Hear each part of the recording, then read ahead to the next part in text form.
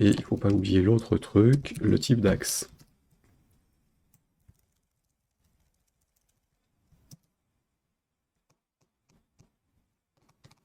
Pourquoi j'ai mis integer pour la valeur de l'axe, moi? N'importe quoi, c'est du décimal. L'ID, et donc on est sur axe.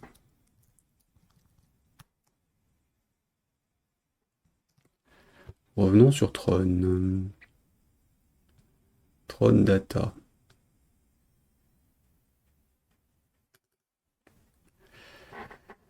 Donc axe value. Qu'est-ce que ça fout comme ça? Ouais, allez, hop, tout ce qui est axe value. Je vais remplacer integer par single.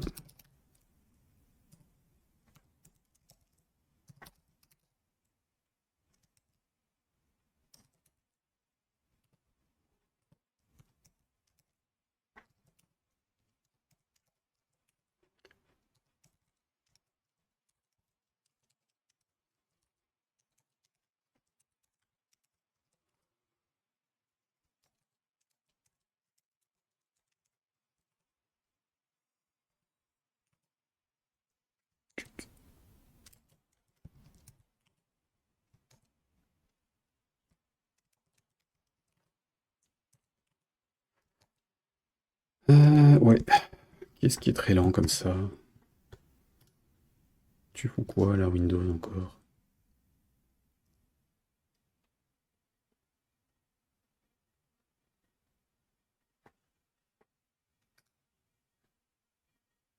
Donc c'est pas toi qui rame. Admettons. Ce serait le Mac. Pourquoi tu rames toi?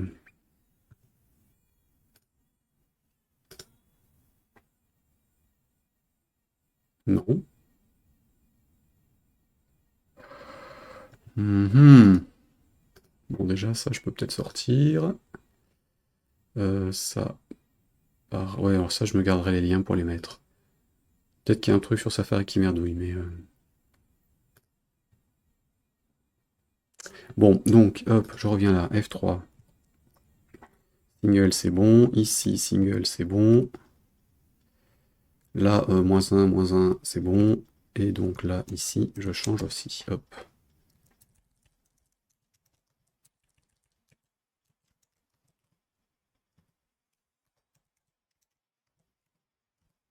Ok.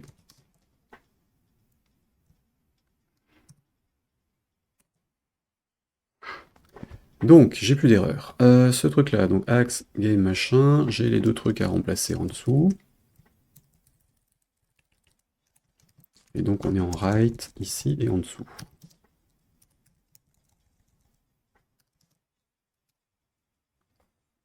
Bien.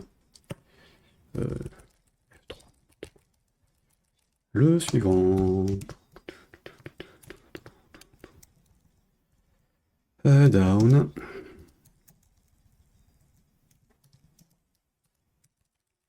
Et le left. Ici.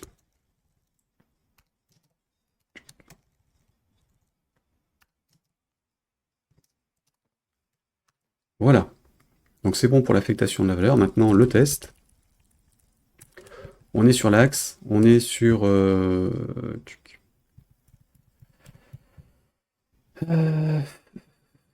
on est sur le bon ID. On va vérifier que l'axe est le même. Donc axe ID up est égal à axe. Et que la valeur absolue... Alors là, c'est là où j'ai mon test multiple qui est fait dans l'autre, dans la scène.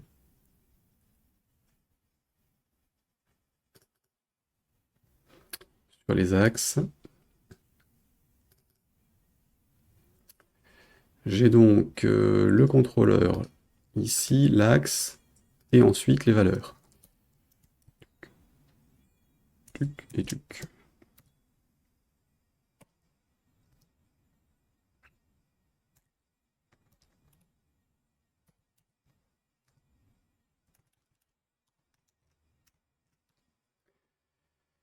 Alors, j'ai donc la valeur supérieure à 0 ou inférieure à 0 dans les deux cas, et on est globalement dans la même tranche que l'autre.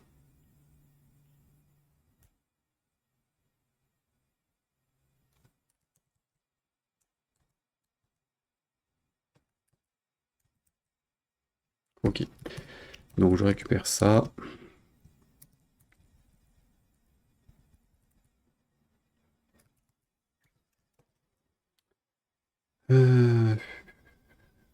Gamepad ID, ça j'enlève. Donc on a l'axe, les valeurs, donc là c'est right.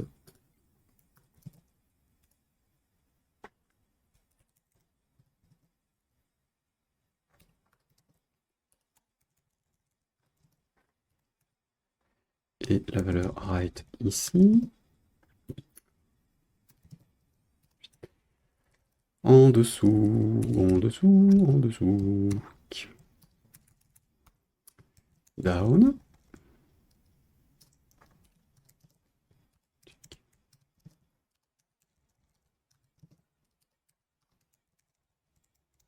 Je me dis qu'en termes d'exemple, je suis peut-être allé trop loin pour la démo.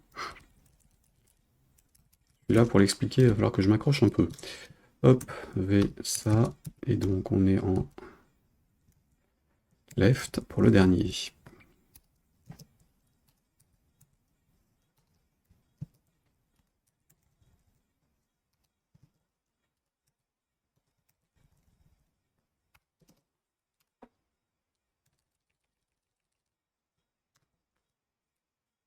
Voilà. Donc, est-ce que je peux faire le joystick de gauche, le joystick de droite et un mélange des deux? Hop, hop, haut, bas, gauche, droite. Bon, les autres ne font rien, hein, évidemment. Haut, haut, bas, bas, gauche, gauche, droite, droite. Bas, droite, haut, droite, bas, gauche. Ça fonctionne. Maintenant, haut, bas sur le deuxième, gauche, droite sur le celui de droite. Bas, bas, droite, droite, haut, haut, gauche, gauche. Donc bas, droite, bas, gauche.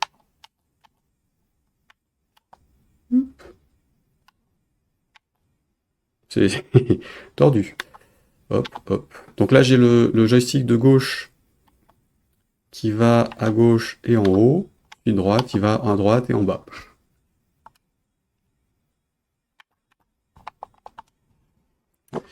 Donc, nous avons bouclé le jeu, le fonctionnement global du truc.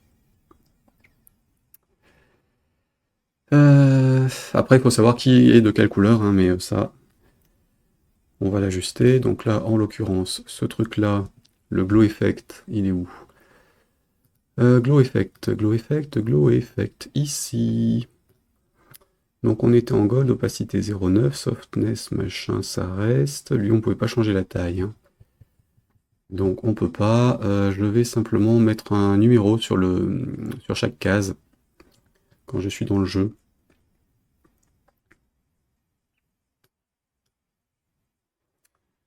Euh,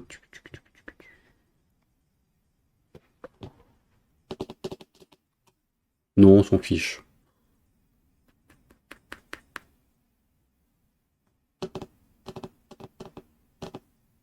Ça, c'est une question de relookage, d'ergonomie, de fonctionnement. Techniquement, il est fonctionnel. Maintenant, le reste, à vous de faire joujou si vous voulez l'adapter, hein. J'ai atteint mon objectif, un jeu qui est entièrement paramétrable en termes de contrôle, sous forme de Tron, avec la gestion des trucs. Non, on va en rester là-dessus. On va dire qu'il est bouclé, c'est opérationnel, il nous aura donc fallu 3, 6... on y a joué, on a fait quoi hier? Ça, le précédent et le vendredi, donc ça fait 4 sessions dessus, donc environ une dizaine d'heures pour faire ce jeu-là.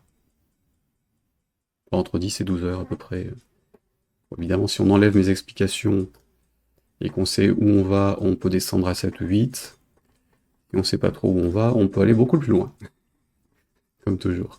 Mais comme j'ai passé 1 heure ou 2 sur la boîte de dialogue et les boutons, globalement, quand on a déjà les éléments, hein, ça devrait pas, ça devrait pas être trop consommateur. Donc on va s'arrêter là-dessus pour ce jeu-là.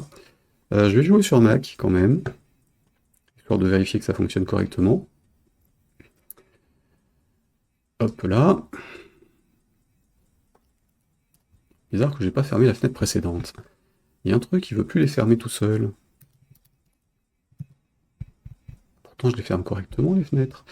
Alors, on part sur le Mac, macOS ARM. J'exécute, je vais utiliser les 2 sticks, comme ça on fera 2 joueurs. Et sachant que le 1 est en haut à gauche, le 2 est en bas à droite, côté intellectuel, il y a quand même beaucoup de réflexion. Et en fait, avec le contrôleur de jeu, je pourrais faire les 4 joueurs. Stick de gauche, stick de droite, pad et bouton. Mais là, c'est totalement hors de ma portée intellectuelle et surtout gymnastique de doigts. J'ai toujours la main gauche encore un peu pétée malgré les bientôt 1 an de l'accident de vélo. Je coince toujours un peu et là je suis dans un jour où je n'ai pas la dextérité qu'il faut. Donc, j'ai dit 2 joueurs. Qu'est-ce que tu me fais, toi?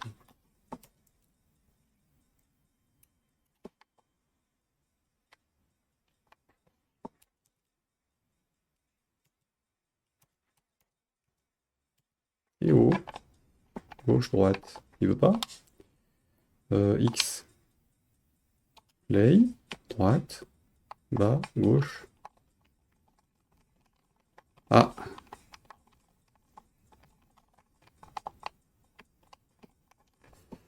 il veut plus le dépad sur celui-là, tiens, marron.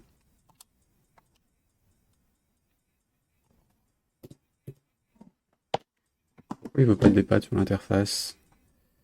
Alors par contre, j'ai un troisième écran du coup avec le game controller, je vais aussi le gérer parce que en fait quand on joue sur les autres écrans, on se déplaçait aussi à celui-là. C'est un peu idiot. Donc hop, contrôle, nombre de joueurs, nombre de players ici. J'ai activé, désactivé comme pour les autres. Donc F12. D'ailleurs j'ai fait le after construction, c'est totalement idiot, je pourrais le faire dans le before first.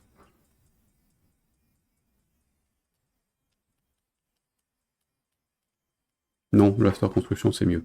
Alors hop, ici, after construction.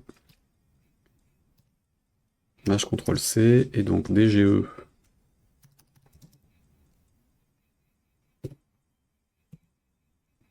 Ah non, c'est vrai. Bah non, c'est géré par la librairie, ça devrait se débrouiller, ça.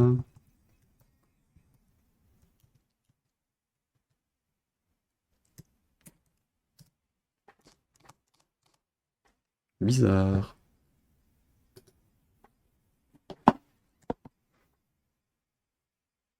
Hmm.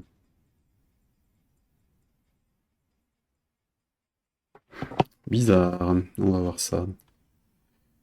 Je m'étais noté un truc concernant un bug sur les pads, mais c'est peut-être ça, en fait.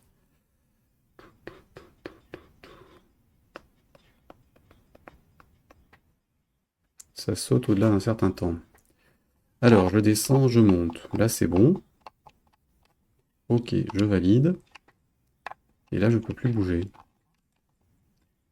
Si je reviens, il est inactif. Donc sur Mac, problème move des pads sur Mac.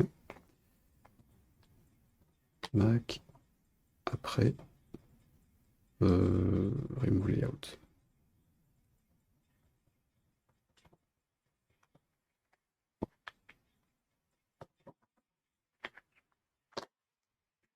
Ouais, faudra que je vérifie ça.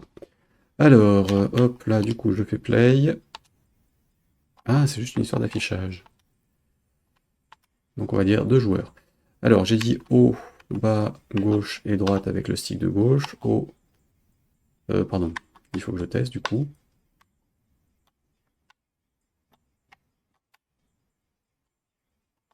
C'est quoi ce bordel? Deux joueurs. Haut, bas, gauche.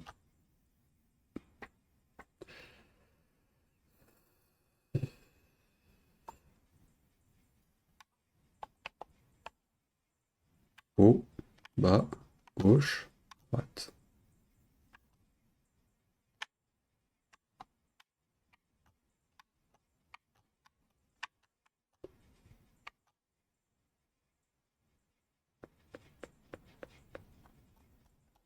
Un truc bizarre.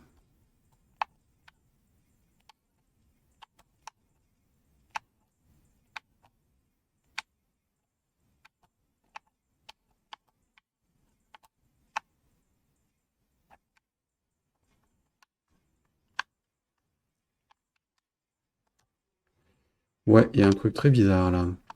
Donc, si j'essaye avec les boutons, qu'est-ce qui se passe? Haut, bas, gauche, droite.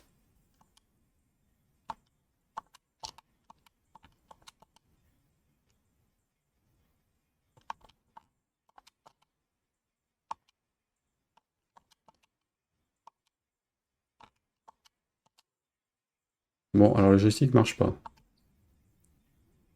Il m'a fait deux joueurs au lieu d'un seul.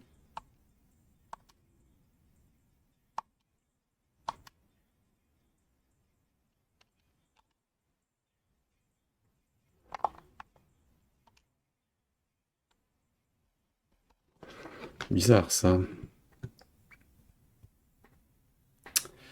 Bizarre. Quand je réinitialise la partie, je réinitialise pas les deux valeurs.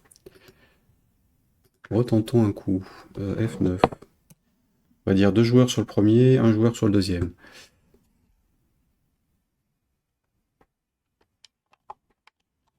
Ça, on passe à 2.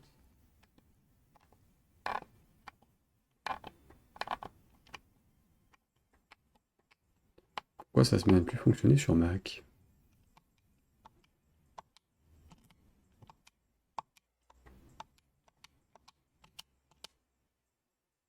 Ok.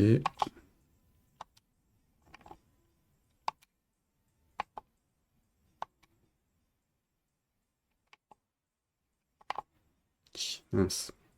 Ok. Et donc là, si je joue une fois,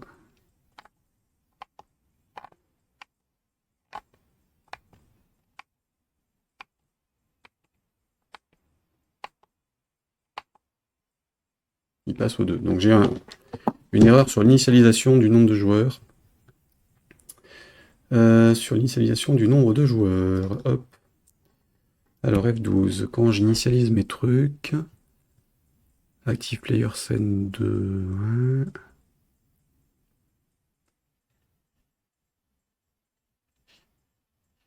Donc j'active l'enable.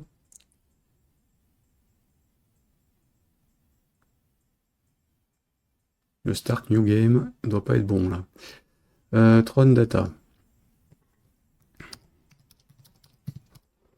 Start a New Game. Je fais un restart des joueurs. Et sur le restart, est-ce que j'ai géré correctement mes trucs? J'ai bien passé les deux à false.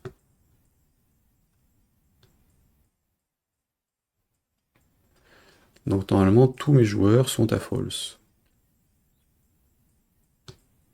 Est-ce que j'y passe à chaque fois?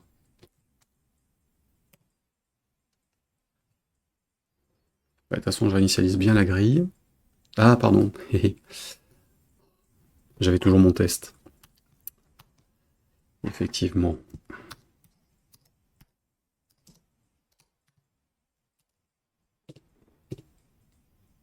Je réinitialisais que le premier, ce qui est complètement idiot. Et qui vient de mes tests d'avant où je n'initialisais pas les trucs, je les mettais avec une vraie valeur. En dur. Donc ça, c'est bon. Ça, c'est bon. Reste à comprendre cette histoire de changement de valeur avec le contrôleur sur Mac.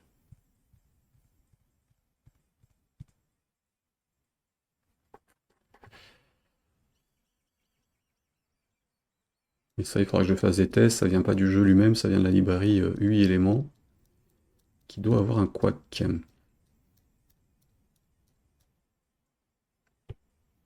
Pourquoi? Allez savoir. Je change bien le truc, c'est le focus qui ne semble pas se faire.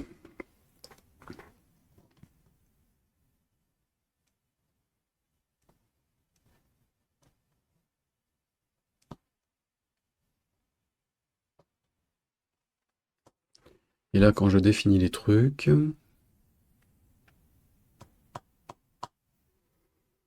hmm,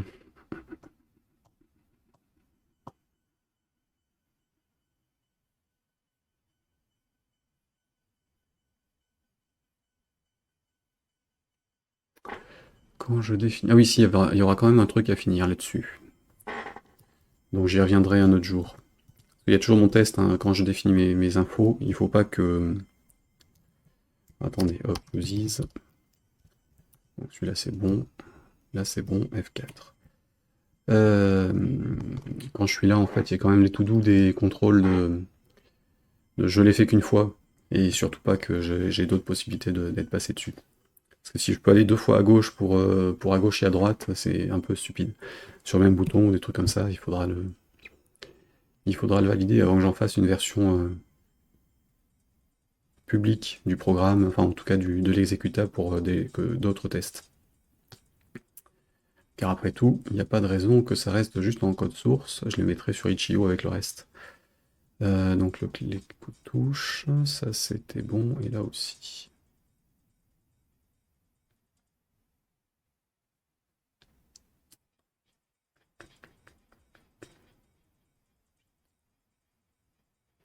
Donc là,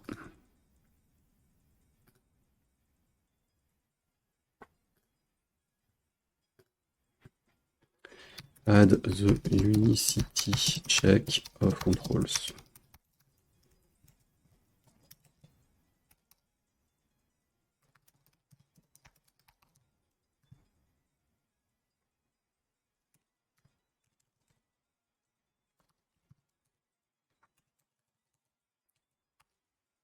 Je sais pas ce qu'il a l'ordi, mais... Bon, c'est le clavier qui déconne, mais le côté lent comme ça, quand je me mets à taper des trucs, c'est quand même très très douteux. Alors, ça c'est bon, hop, ici. Ça c'est ok.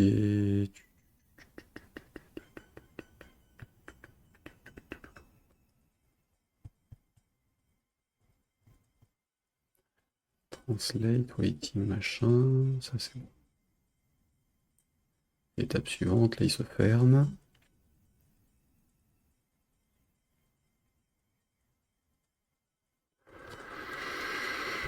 On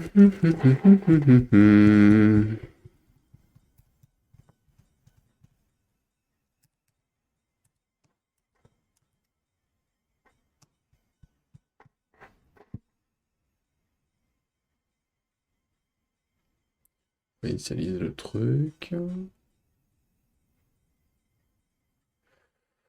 Ouais, là je comprends pas trop pourquoi ça marche pas sur Mac ce truc-là. On va retenter. On va retenter un coup.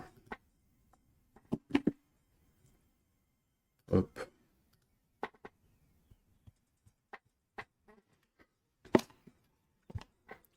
Du coup, je vais pas faire les sticks parce que c'est trop foireux, je vais faire les boutons.